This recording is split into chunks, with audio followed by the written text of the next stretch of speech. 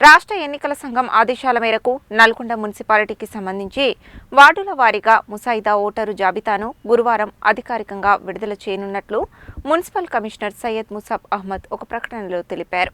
ఈ ఓటరు జాబితాను మున్సిపల్ కార్యాలయంతో పాటు నల్గొండ తహసీల్దార్, జిల్లా కలెక్టర్ కార్యాలయాల నోటీసు బోర్డులపై ప్రజల పరిశీలనార్థం అందుబాటులో ఉంచనున్నట్లు తెలిపారు.